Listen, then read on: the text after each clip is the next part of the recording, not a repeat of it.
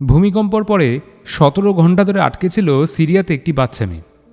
শুধু তাই নয়, নিজের ভাইকে রক্ষা করার জন্য তার মাথার ওপর হাত দিয়ে আটকে রেখেছিল তাকে।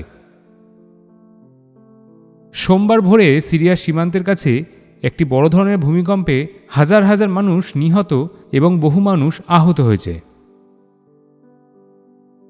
তুরস্কের গাজিয়ান্তেপ শহরের কাছে ভূমিকম্পটি আঘাত আনার পর আরও বেশ কয়েকটি আফটারশক বা ভূমিকম্প পরবর্তী কম্পন অনুভূতি করেছিল সেখানকার মানুষ।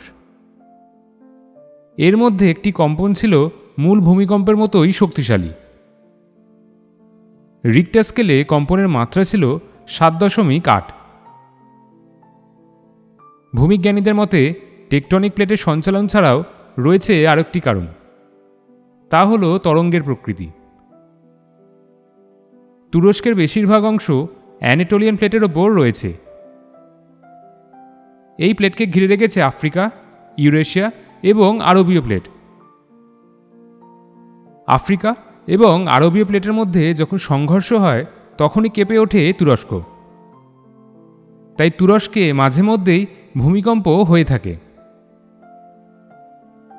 ভূমিকম্প বিধ্বস্ত তুরস্কে নিখোঁজ ছিলেন প্রাক্তন চেলসি এবং নিউক্যাসল ফুটবলার ক্রিশ্চিয়ান আতসু।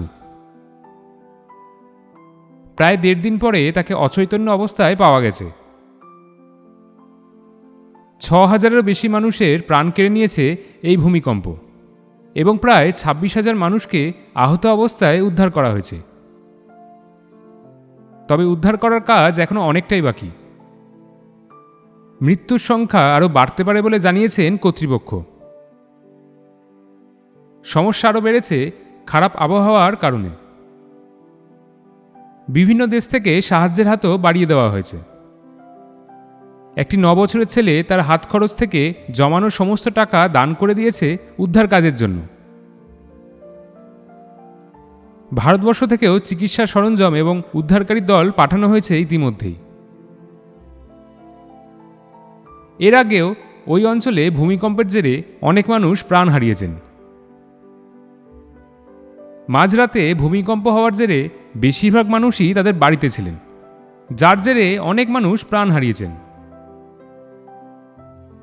উদ্ধার কাজ সম্পন্ন হতে আরও 2-3 দিন লেগে যাবে বলে জানিয়েছে কর্তৃপক্ষ।